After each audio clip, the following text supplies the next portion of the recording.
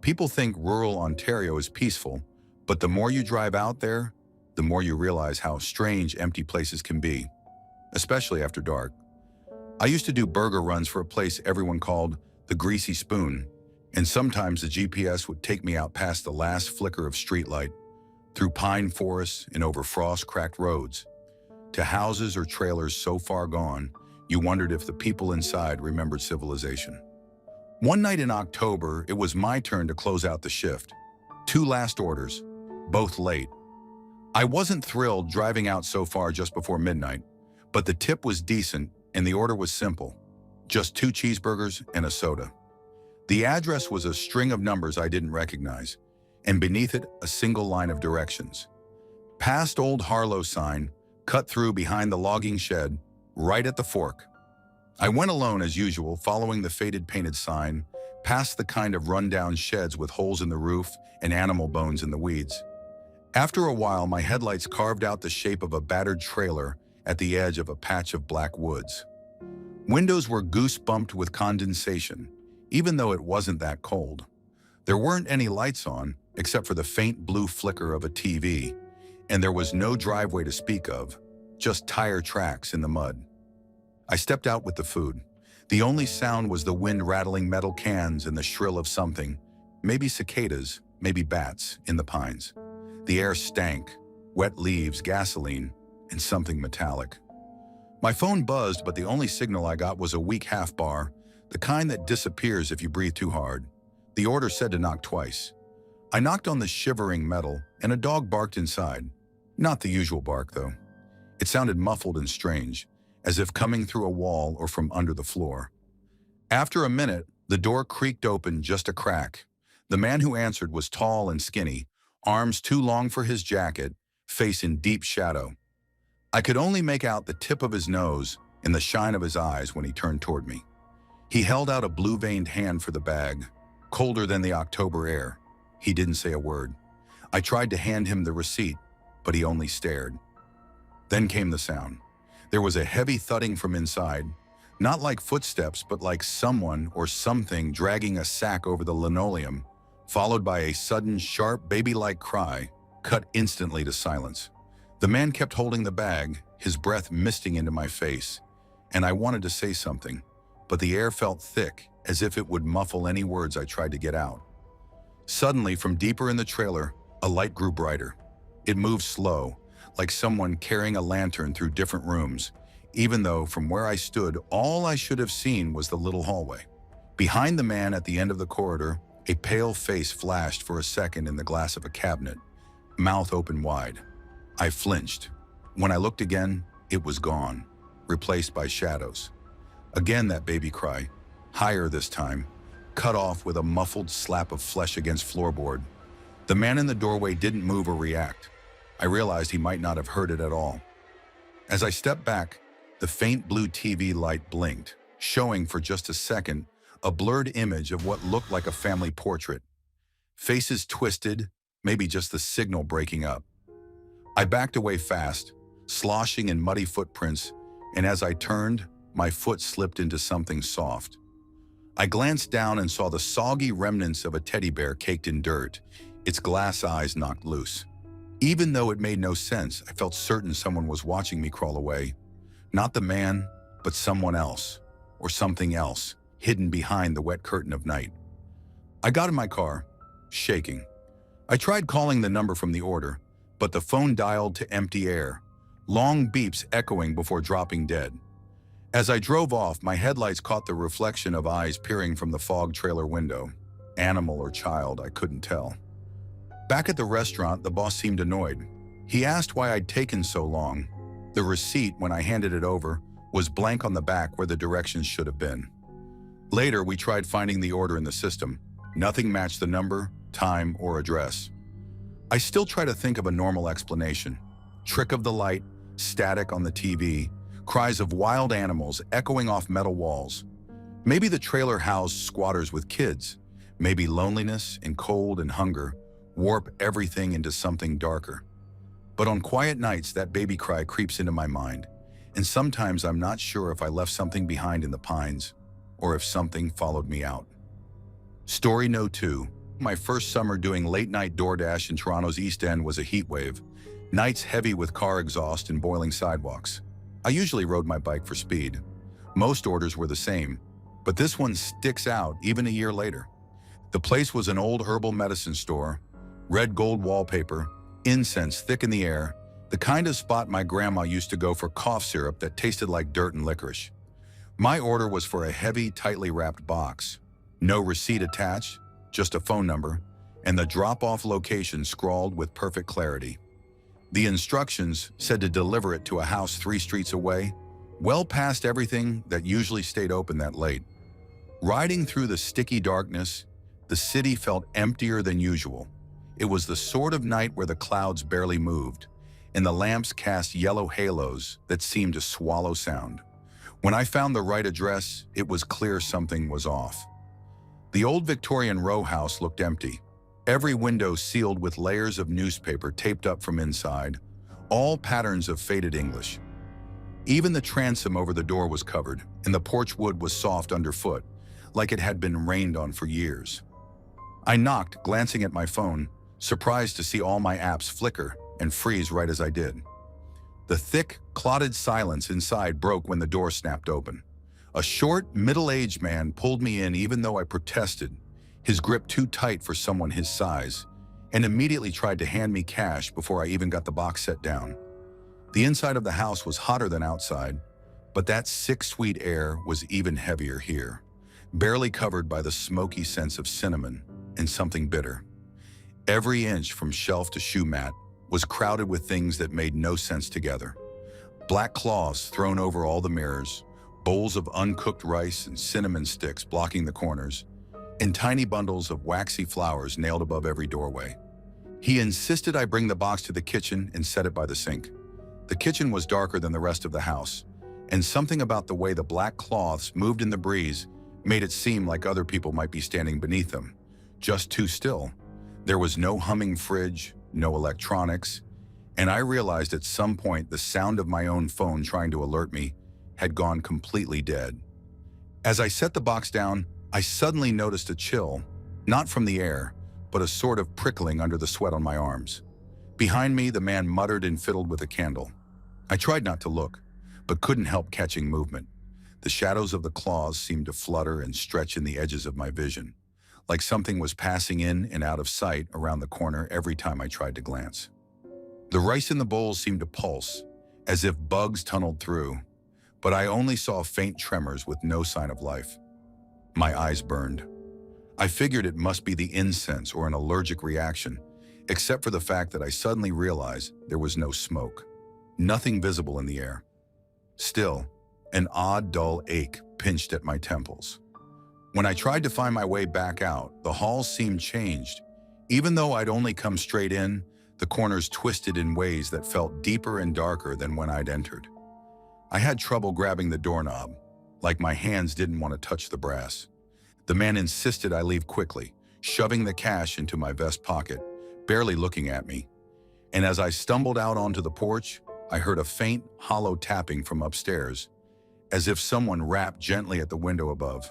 The city lights down the block had all flickered out. As I wheeled my bike off the steps, the street lights on either side of his house buzzed and popped, the bulbs inside both snapping and going black, one after the other, like something was chasing me off. Riding back, I felt something at my back, like the rush when you know a car is coming up fast behind you, about to pass close.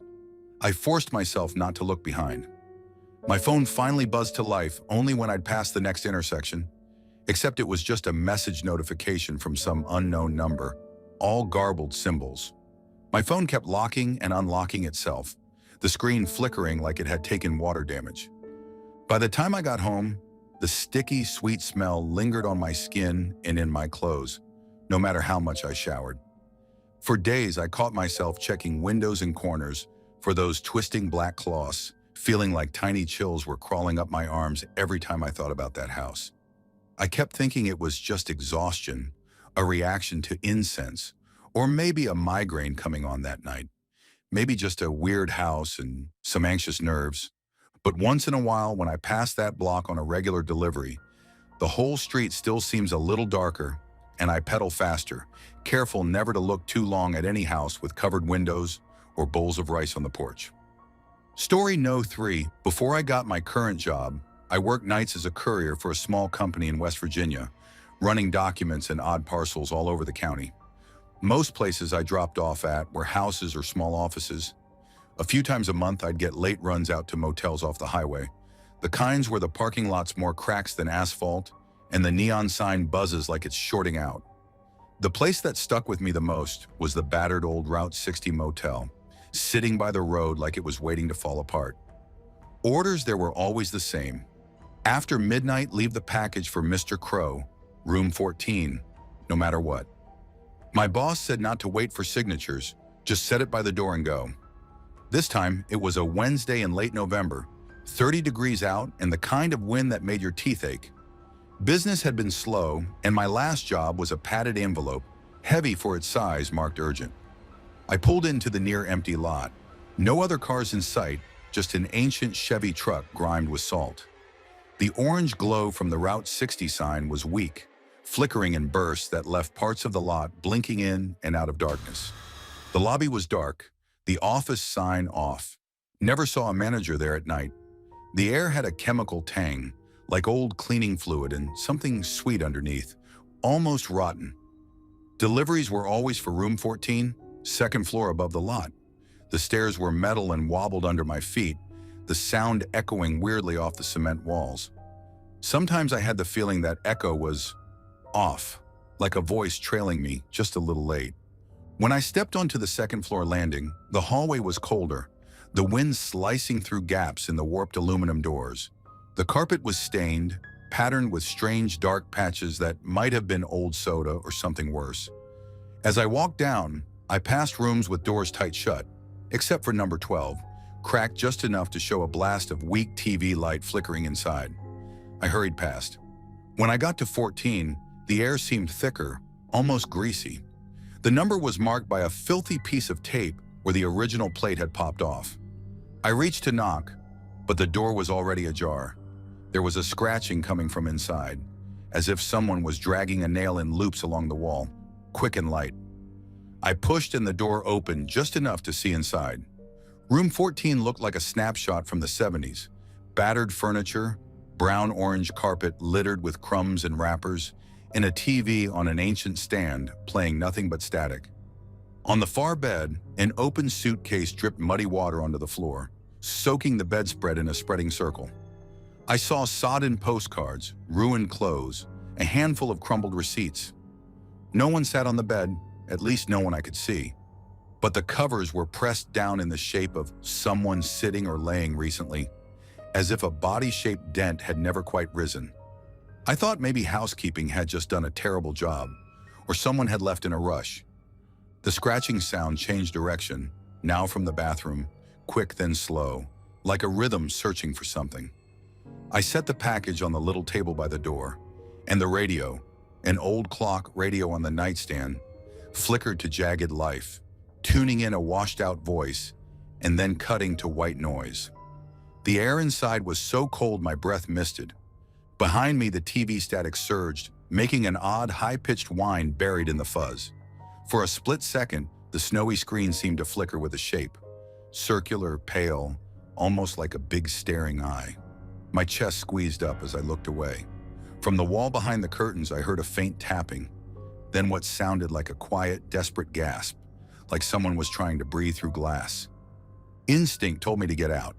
When I stepped back, I nearly tripped on something hard, low on the carpet, a mismatched shoe, much too big for any of the nearby footprints in the filth. There was a wet, rotten smell now, leaking out from the bathroom as the scratching stopped.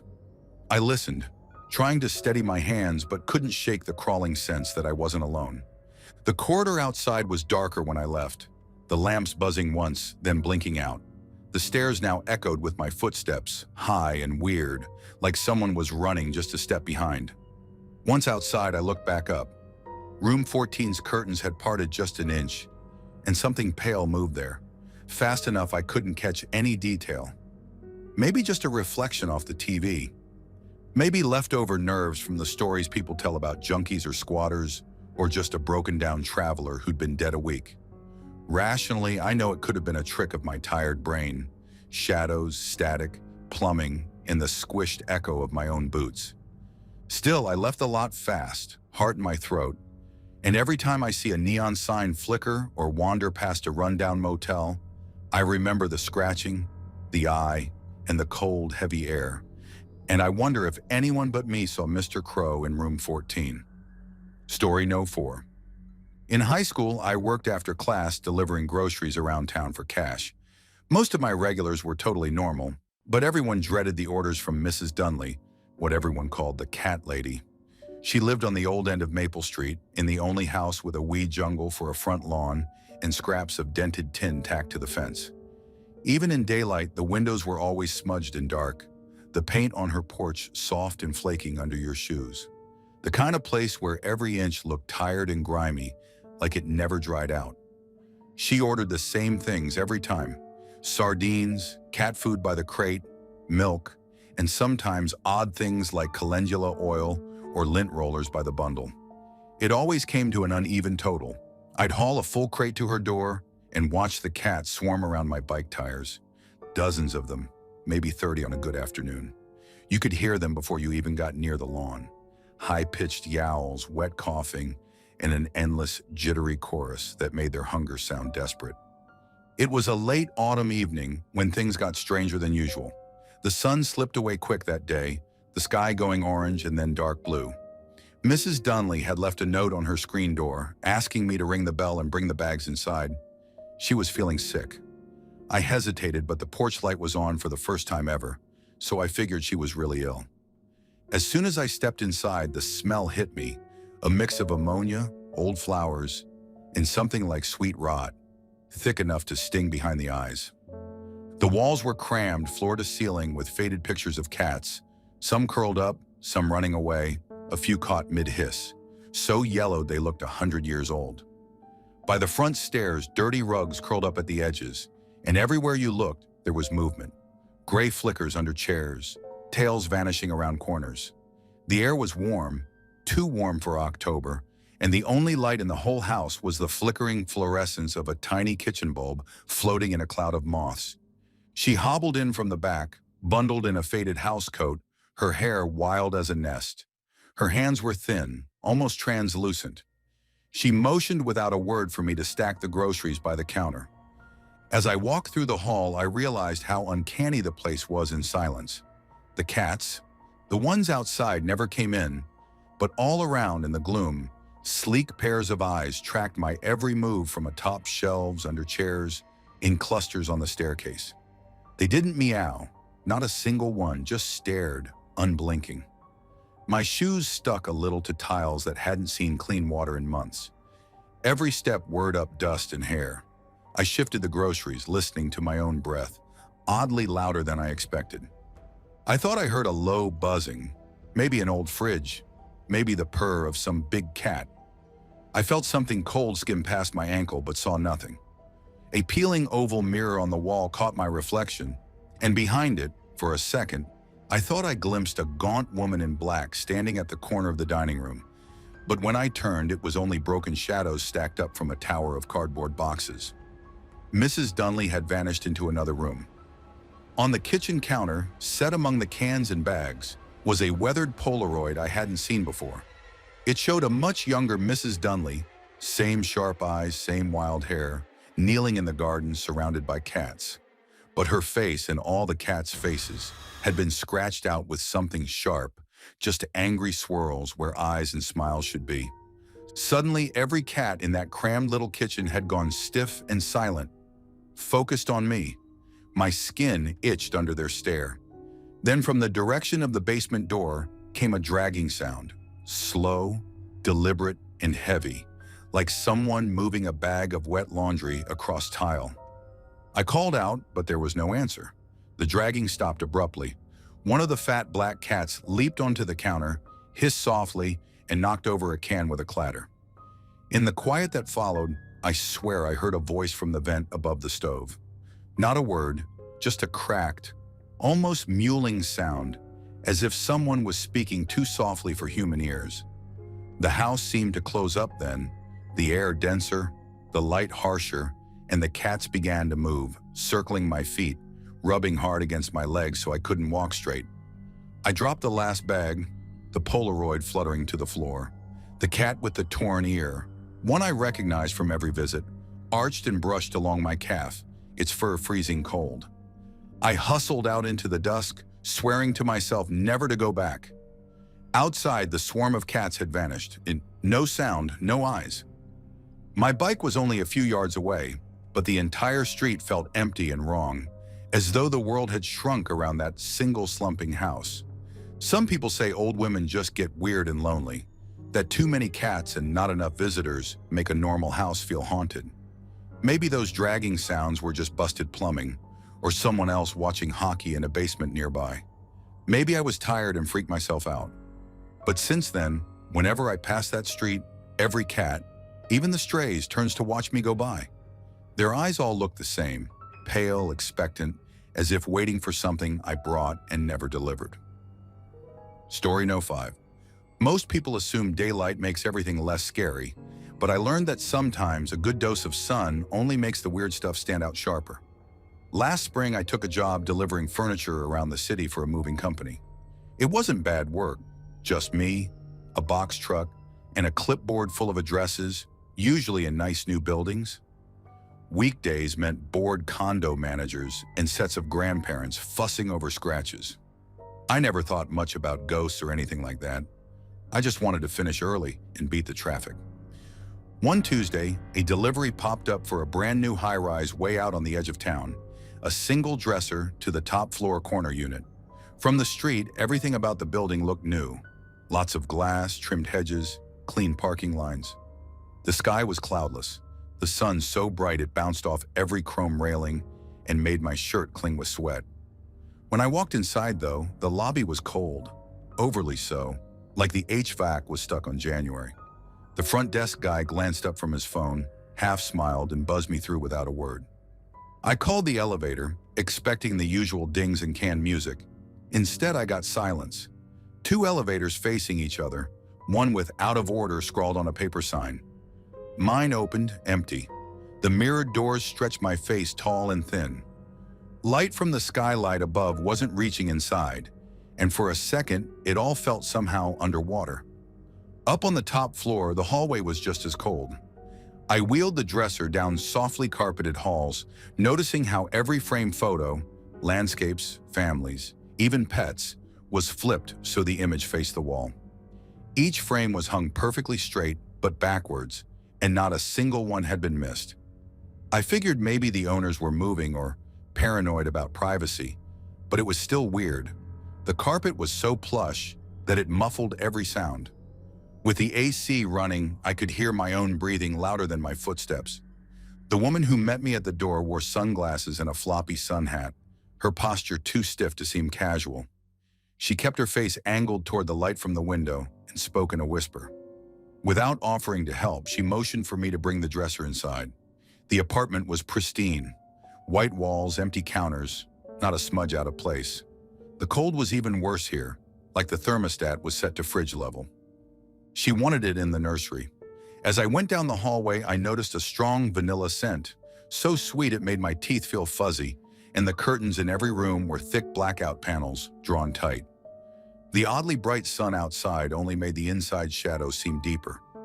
In the nursery, painted rabbits and lambs cavorted along the walls, but there was no crib, just a pile of bundled blankets in the center. The feeling in there was different, like static in the air, or the charged hush before lightning strikes. As I carried the dresser in, the woman called out from the hallway, voice wavering, then stopped abruptly. I heard knocking, soft, measured, the kind that would come from inside a closet or behind a wall, not the front door. At first I thought maybe it was building maintenance, but it shifted, moving from one wall to the next.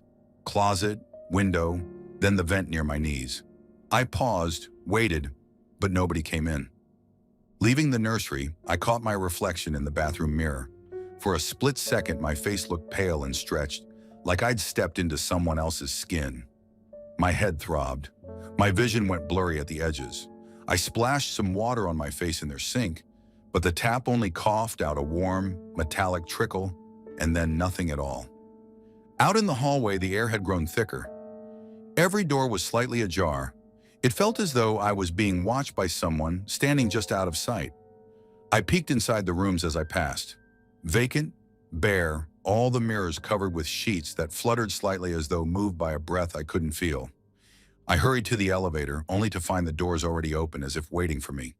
The moment I stepped inside, the interior light flickered, throwing weird shadows on the back wall. The elevator jerked once, then twice, settling at an in-between floor where the sun sliced through the crack between doors. A small, quick shadow darted across the opening. Could have been a cat, maybe a child's toy, but it was gone in an instant. On the ground floor, sunlight should have felt like release, but the world outside seemed a shade too bright, too quiet. When I gave my completion receipt to the front desk, the guy glanced at me with an odd look and muttered something about nobody living in that unit for over a month. They were away traveling, or so he thought. I tried to ask about the woman, but he only shrugged. Later that day, my phone glitched out. The screenshot I tried to take of the delivery confirmation wouldn't save, and when I checked my route later, there was a solid blank space where that top floor address should have been. By late afternoon, I realized my hands smelled faintly of that strange vanilla, and the scent stayed no matter how I scrubbed. Maybe it was just a cold apartment, a neighbor covering for someone, or nerves from too much caffeine and not enough sleep. Maybe it was all about tired eyes and sunlight bouncing around empty corridors. Still, the memory of that nursery, icy, silent, waiting, sometimes floats up on bright afternoons, and the sun doesn't make it any less chilling. Story No. 6. I've been delivering for a sandwich shop in the suburbs for about 3 years now. Most days, the work is simple. Pull up to pleasant houses, leave the bag on the porch, maybe exchange a few words with someone's mom or a kid home from school. The job gets weird sometimes. Late-night prank orders, dogs that want to eat your fingers. But mostly it's routine. I never used to think about ghosts or curse myself with anxiety about some random house sending me home with a story I'd keep replaying in my head. That changed maybe 6 months back when the silent orders started coming in. It was always the same address, halfway out the East End, set back from the street behind a wild hedge and old fence that looked about ready to drop. The first time, I didn't notice anything odd. A tuna sandwich on white, a black coffee, requested at exactly 2:17 p.m. The instructions said to leave it at the door. There'd be a $5 bill in an envelope taped to the mailbox, tip included. I pulled up, delivered the food, saw the envelope, and left. I didn't think about it again for a few days. Then the same order came in the following week.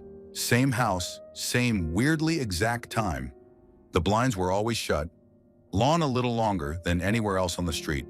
This time, when I dropped off the bag, there was no envelope, but a $5 bill folded carefully and placed right on the top step, almost as if someone had set it there moments before I arrived.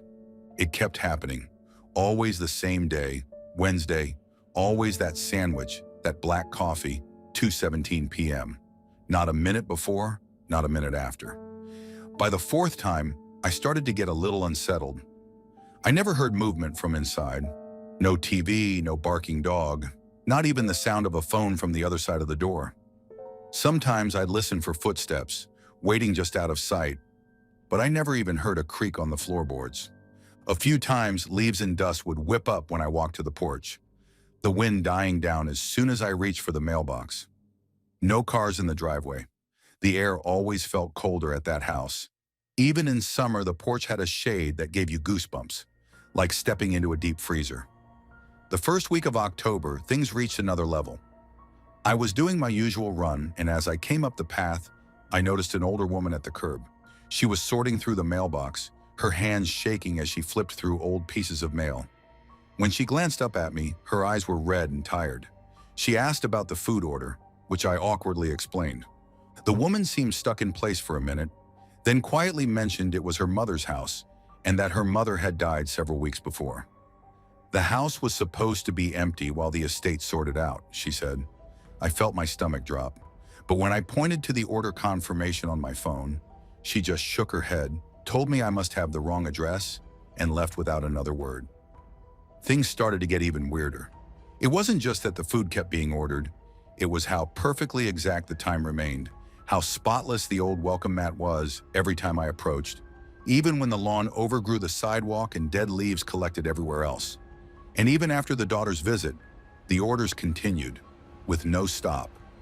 Sometimes the coffee cup would be missing when I checked back an hour later, vanished with no sign of anyone coming or going.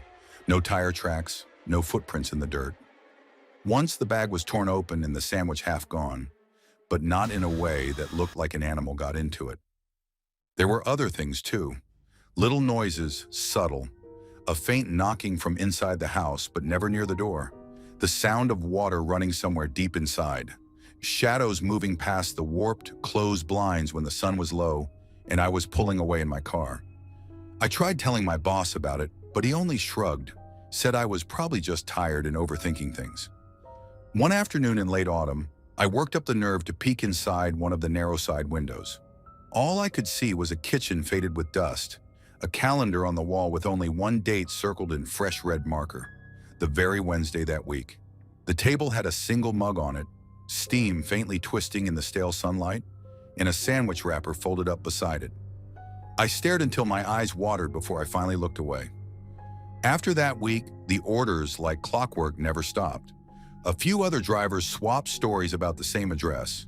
No one ever saw anyone at the house, but a few said their phone battery always drained fast when making that run. The delivery system logs glitched weirdly for that house, sometimes losing timestamps or sending confirmation messages 3, 4 times in a row. Some days I tell myself there's probably an explanation. Maybe a squatter slipped in and found a way to order food, or the system just got caught in some loop, stuck on this one sad automation. Maybe some neighbor saw us running by each week and started playing a trick. Still, sometimes I dream about that house and the woman with the tired eyes. And when I drive that route on Wednesdays, 2:17 p.m. creeps up on me like a cold breath down the neck, and the back of my hands break out in chills I can't explain. Story number 7. I don't scare easily. When you work delivery in the city, you see plenty of weird stuff. Old buildings that smell like mold and cigarettes, insomniacs who answer the door in the middle of the night with their eyes sunk halfway into their faces.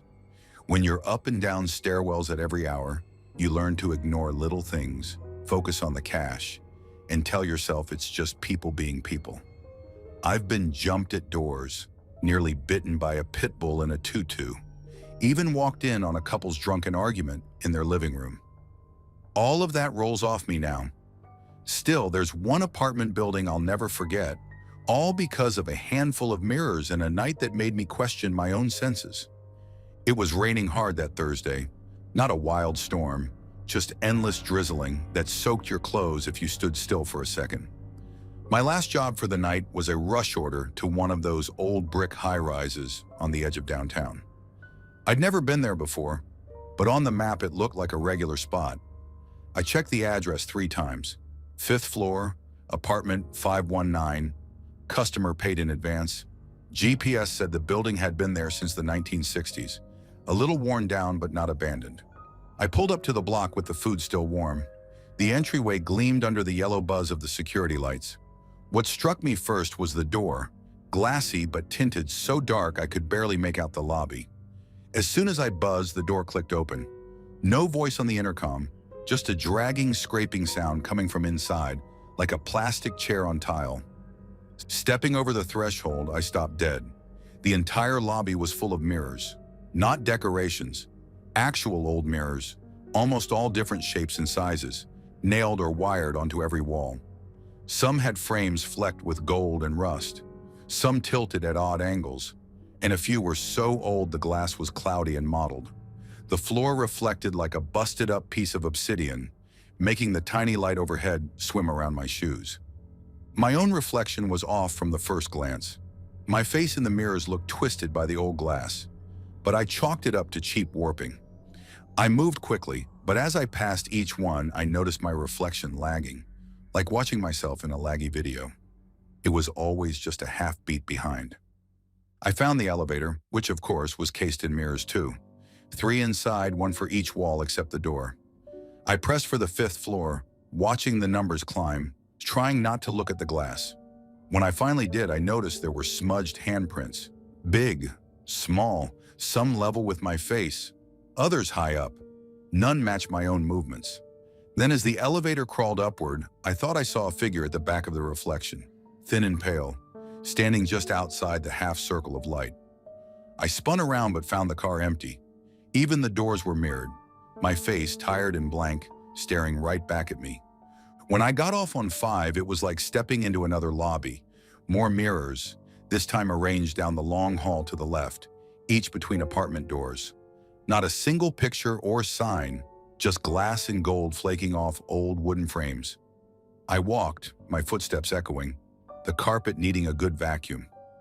As I started walking, it felt like every reflection in the mirrors along the wall was watching me, not just copying me.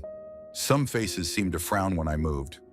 Other times my own face was turned a little to the side, never quite meeting its mirrored twin's eyes. At each door, I tried to find 519, but the brass numbers looked muddled, as if some had been switched around or started melting. I knocked and waited. No sound but the distant creak of a pipe somewhere. The air was oddly thick, damp from the weather, and tinged with something sour, like cheap perfume gone bad. While waiting, I watched the opposite wall's long mirror, my own reflection standing loosely. Then I caught a flicker behind me in the glass. I turned, but there was nothing in the corridor. The mirror's me, though, seemed to be tilting its head the wrong way, like it was listening to something I wasn't. No one answered the door. The order instructions said to leave food outside, so I crouched to slide the bag under the number, but the paper caught on something sticky near the baseboard. I glanced down and spotted prints, barely there, in the dust, like thin, child-sized toes pointing away from the door. Heading back to the elevator, I noticed every mirror was now facing the wall, frames turned inward and backwards, as if someone had reversed them all while I was distracted. One tilted just enough to show a sliver of the hallway, and for a moment I thought I saw my own back walking the opposite direction. The elevator arrived, already waiting, but now the interior mirrors were all cracked down the middle, spider webs of glass twitching under the cold white light. My own face split and doubled by the breaks. The doors took longer to close than they should have, as if waiting for someone else to get in. I reached the lobby quick and glanced back. All the mirrors now reflected only my own exit. Never the lobby, just the motion of me leaving, over and over like a film loop. I hurried to my car, the rain sheeting down, feeling the goosebumps rise on my arms and neck. When I checked my side mirror before heading out, I saw a figure behind me in the back seat, a blur, pale, motionless. I spun around, heartbeat thumping, but found nothing but my own backpack and empty boxes. Blaming it on the storm, weird lighting, or an overactive imagination didn't help. But for days, in every window or glossy surface, I kept catching my reflection turning away first, never meeting my eyes.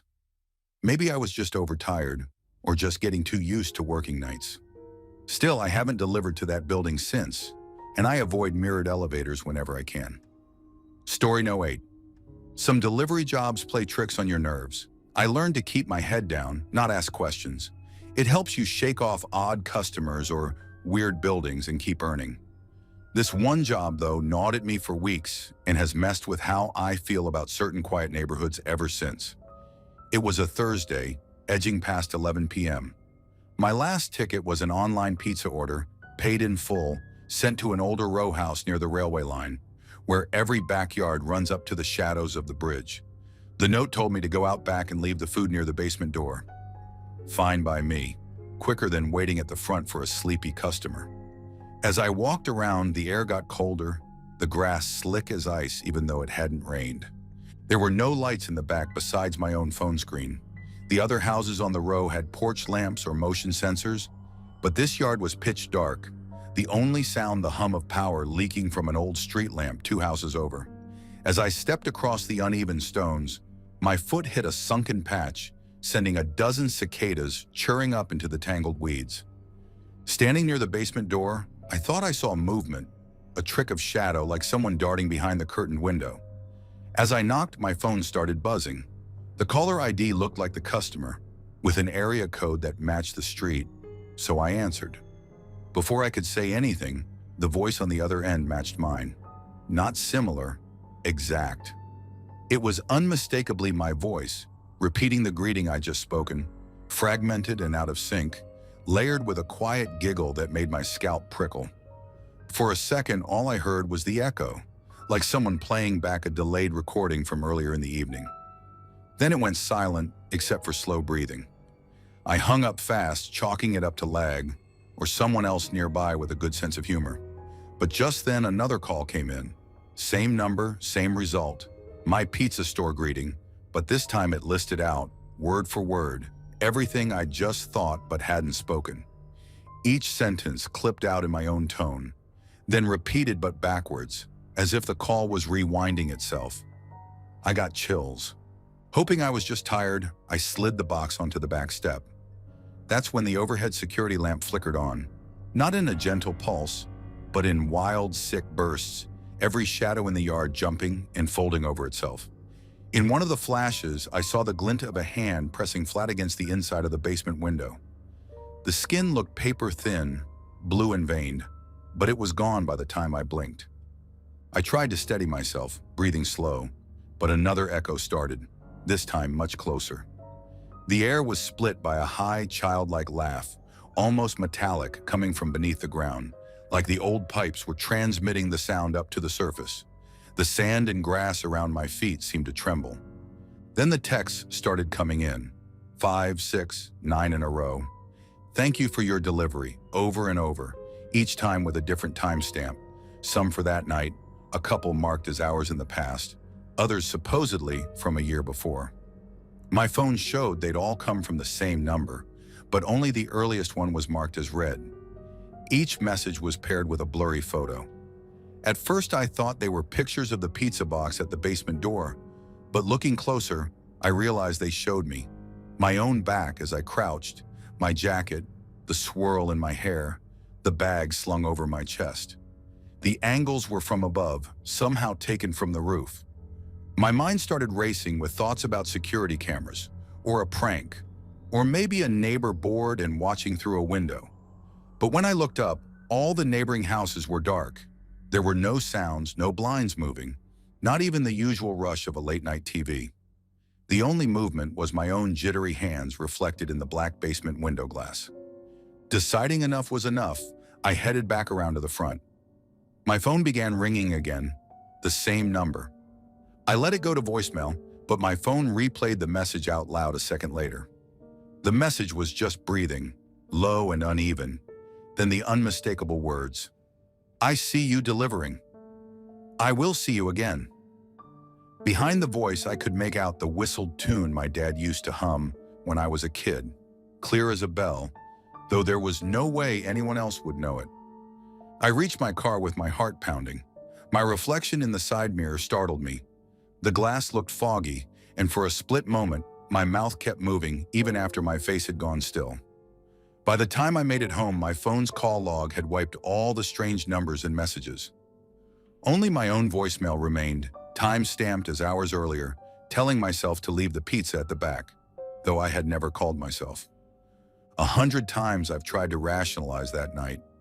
Maybe it was crossed wires, a neighbor with audio equipment, a weird bug with my phone service, or just the product of exhaustion after a week of long shifts. But when I sometimes hear echoes of my own voice through headsets now, fainter and delayed, or laughter crackling when it's silent, I remember that basement, the trembling grass, and the feeling that somebody else was watching with my eyes. I still do deliveries, but I request not to work that side of the neighborhood anymore. Even in daylight, that street feels too quiet, like every sound is only an echo waiting to talk back. Story No. 9. I've dropped off all sorts of things, from fast food to awkward furniture, but medical supply runs are always the strangest. People are private, I get it. Still, this particular call-out sticks in my mind like a splinter, the kind you can't dig out even after all this time. It was the middle of January, cold deep enough to sting your gums when you breathed. An order for medical dressings and a case of protein shakes sprang up late, way past my usual finish. But the extra cash was good, so I took it.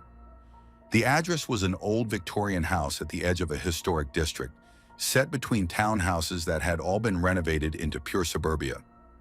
This one looked untouched, paint peeling, windows black, the faint outline of grand old trim under years of weather, and cheap plywood boards marking where glass had cracked.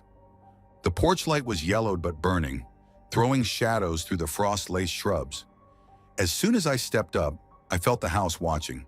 Through the dusty glass, movement flitted past, fast enough to feel but not see. The bell was broken, so I knocked, gloves squeaking on swollen wood. Heavy footsteps moved inside, shuffling and slow, but there was a strange offbeat to them, as if each heel had a double echo, one right after the other. When the door opened, I saw a narrow hallway lined with wall-to-wall old photos. Hundreds, maybe. Each one framed elaborate, gold flaking along the edges, arranged with almost obsessive patience. All showed the same person, a pale man, sometimes boy, sometimes old, sometimes in a suit, sometimes in hospital pajamas. In every photo, his face was carefully scratched out, the paper cut through furiously until only a blank oval remained. Not one picture was intact. The owner, mid-50s, pale, bald but not sickly, motioned for me to come in. His voice was a worn-out rasp, barely above a whisper, and he carried himself with a frantic, bird-like energy, head jerking toward corners as if waiting for someone else to join us. He insisted I count the boxes in the kitchen under his dim, flickering light. Every few seconds, he'd jerk his head hard toward the closed kitchen door, mutter as if someone in the next room was waiting for him to leave. As I stacked the last of the supplies, I heard a thumping from above. Not footsteps, but rhythmic, like someone rolling something heavy up and down the hall. Then suddenly the tempo changed. Fast, scattershot, then nothing. The stillness that followed pressed in, thick as syrup. I tried not to look, but my eyes kept drifting back to the photos. In the kitchen, more hung at odd heights, all ages and clothes, but always that scratched-out face. The walls carried the smell of scorched dust and a sharp tang. Something chemical, like antiseptic mixed with wet stone. It clung to my throat and made my eyes sting. On the fridge, taped in neat columns, were old newspaper clippings, headlines about disappearances, house fires, freak storms. A few were underlined in red. Underneath, I saw a Polaroid of a child with the same blank face, a gray smudge where a smile might have been. The customer's phone rang, an old rotary sitting on the counter, yellowed and stained. He picked up. His voice was barely audible but urgent. And the strangest part, I could hear the conversation twice. The first voice, his, sharp and muttering. The second, my own, as if I were standing outside, repeating my own introduction, describing the package, down to the red sticker on the box, to the scratch on my wrist I got unloading the truck. My words echoed, perfectly in sync, but with a tiny hesitation before the second voice repeated mine. An icy trail ran down my back. I looked for a way out, but the hallway had shifted subtly. Behind every interior door, small round peepholes had appeared, dark, empty, and too high to be useful for anyone inside. The doors themselves seemed distended, the wood warped where cool, stale air whistled through invisible seams. As the customer hung up, he handed me an envelope of cash. His hands shook visibly. I could see bitten nails, faint bruises on his knuckles. He thanked me, voice flat, then hurried to the living room and slammed the door. Instantly, the kitchen felt colder. From somewhere near the staircase, a child's giggle floated down. Soft, irregular, more like a gasp than a laugh. All the light bulbs flickered, then buzzed to steady, but it looked as if the wallpaper itself twisted in the shifting light. I didn't wait around to check for signatures. On the porch, the cold felt almost relieving. I looked back only once. The curtains had parted just an inch, showing part of a face, but even that was blurred or scratched out, like someone had pressed a thumb hard into the skin. Maybe it was all exhaustion, bad wiring, faulty fixtures, the usual night terrors of a drafty old house and a reclusive owner. Maybe he just suffered from some mental decline, had superstitions about faces in photos, and odd ways of coping with loneliness. Still, as I drove away, I could feel the weight of those peepholes, the duplicate voices on the phone, and the feeling that there were more stories in that house than anyone would ever tell. Sometimes the memory hits me in bright daylight. A face in a photo that's been erased. A whisper that sounds like my own. A peephole in a door where nobody should be watching. I don't deliver there anymore, but I still flinch when my route takes me past those frost-covered shrubs, wondering what's left waiting behind those boarded-up windows. Story Note 10. I used to think apartment buildings were boring. Delivering food between identical doors and silent hallways got so routine that my mind wandered, floating on autopilot through the job. That changed last winter when something happened in one of those buildings that I haven't shaken since. It was a snowy Wednesday, mid-evening, and everything in the city was covered in that yellow-gray streetlight glow. 2 back-to-back orders came in. Same restaurant, same combos, different sides of the 4th floor in a block of old rundown apartments. The names on the tickets stuck out. Both said Brielle, one for apartment 403A, the other for 403B. It struck me as odd, but not impossible. Maybe twins, friends, or someone with a sense of humor. The instructions asked for hand delivery, no drop and leave. Inside, sound was swallowed up by thick old carpeting, too much heat blowing in from steamed-up radiators. The hallway on 4 was long, lined with heavy doors, peeling paint, and buzzing overhead fluorescents that flickered at irregular intervals. The air was stale, tinged with soap and whatever people were cooking behind closed doors. I went to 403A first. The door was a faded blue, the number askew, brass tarnished dark. When I knocked, my skin prickled. Static, maybe, or just nerves from being cold and tired. A few seconds passed, footsteps sounded softly on wood, and the lock clicked. The woman who opened the door looked pale, mid-20s, dark hair loose around her shoulders, wearing a thick cardigan and fuzzy slippers. She barely glanced at me, just reached for the bag. Her hand was cold, rough at the knuckles. She shut the door with a gentleness that felt deliberate, making no noise. As I turned across the hall to 403B, a strange thing happened. Through the thin walls, I could hear a voice speaking in a low monotone. The exact same exchange I'd just had in A, word for word, in my own voice. It was as if someone behind the door across the hall was mimicking the delivery I just made, pause for pause. Chalking it up to thin walls, I stepped over to 403B. The door was identical, except for a scuffed spot on the lower panel. When it opened, the same woman stood there, but now her hair was tied back, and she wore a different sweater, pale stripes instead of solid color. Her eyes darted to the food as she thanked me, but when she took the bag, her hand was warm and soft, not rough like before. For a second, I thought I saw bruising on her wrist, but she turned too quickly for me to tell. The apartment behind her looked subtly different. The entry rug was green instead of brown, a single boot by the door instead of a pair of shoes. I handed over the food, unease creeping in. As she closed the door, I heard muffled laughter, my voice again, from behind both doors this time. The sound made no sense. Echo, maybe. The hair on my arm stood up, and there was a metallic taste in my mouth, like biting a copper coin. As I walked back down the hall, I passed the trash room. Its door was crudely propped open, revealing hundreds of old food wrappers, all from the same restaurant, the same combo meals, stacked in neat piles by date. I recognized handwriting on one, my own from a delivery weeks earlier, complete with the same smiley face I sometimes scrawl for bigger tips.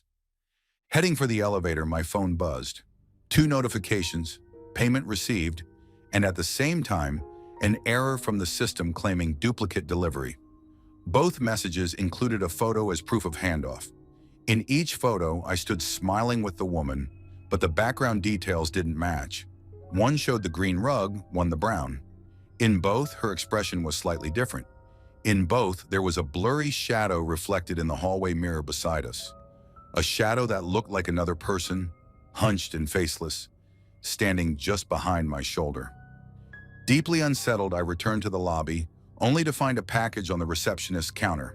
2 envelopes, each with a crisp 20 inside, and a note of thanks signed Brielle Parker. The handwriting was identical, but one ink was fresh and blue. The other was faded and brown, like old ink that had dried out years ago. Pushing through the glass doors into the snow, I found the world outside muffled, the surface of everything just a little off, like a slipping transmission between stations. I walked to my car, but from the corner of my eye caught a glimpse of two women standing, shoulder to shoulder, peering from a top-floor window.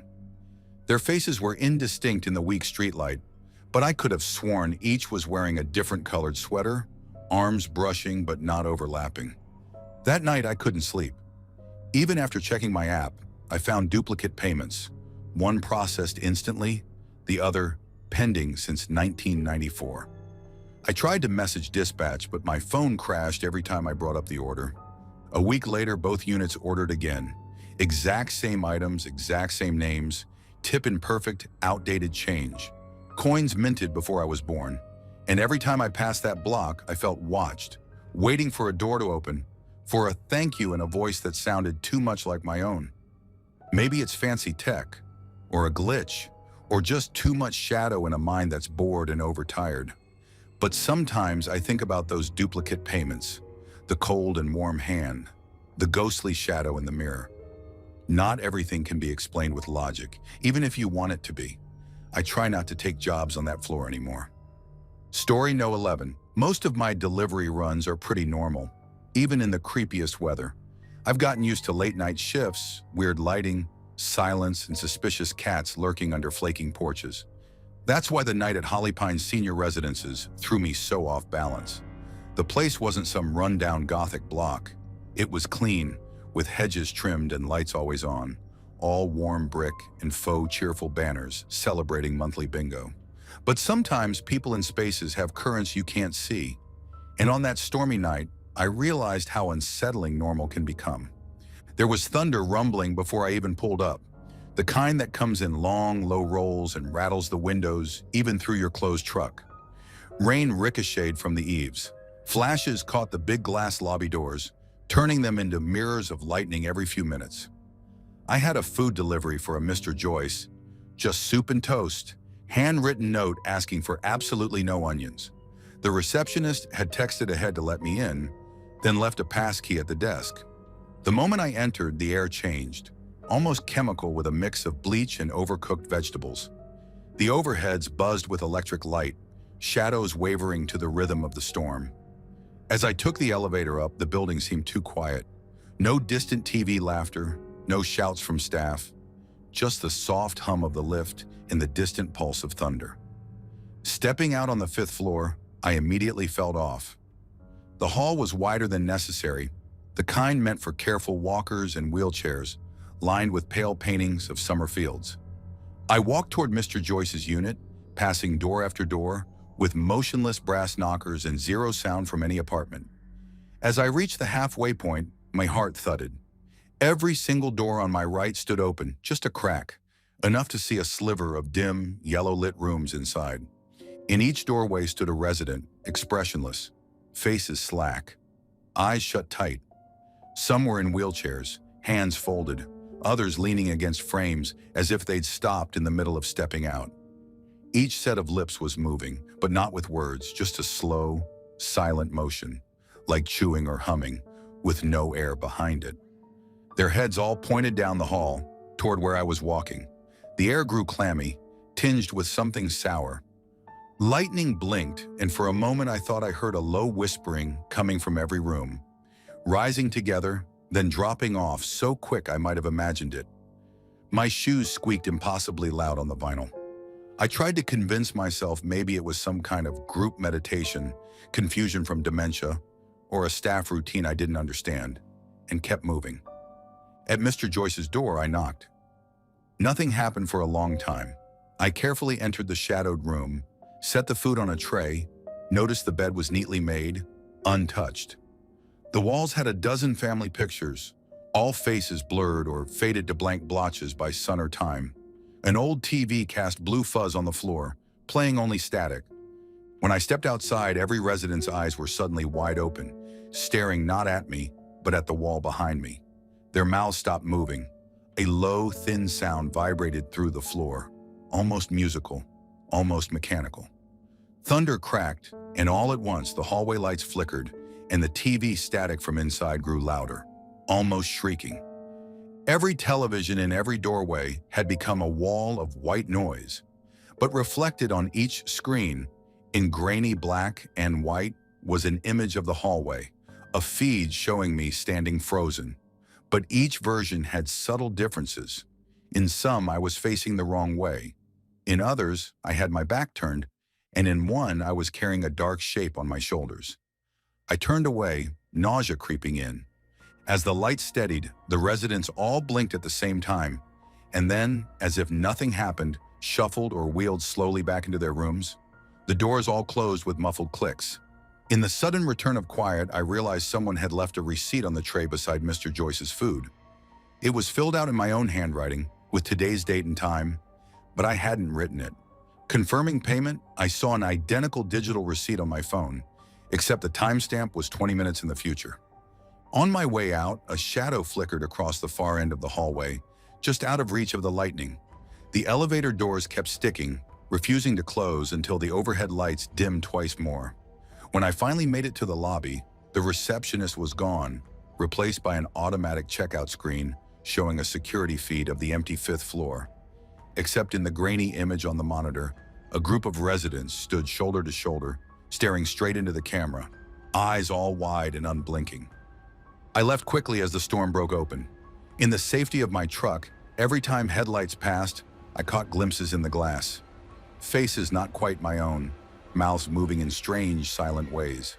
Telling myself it was fatigue or electricity doing weird things with the old building, I shook it off. Still, sometimes on especially stormy nights, the static of the radio and the buzz of fluorescent lights bring back that night. And I wonder what happens behind quiet doors when no one is watching.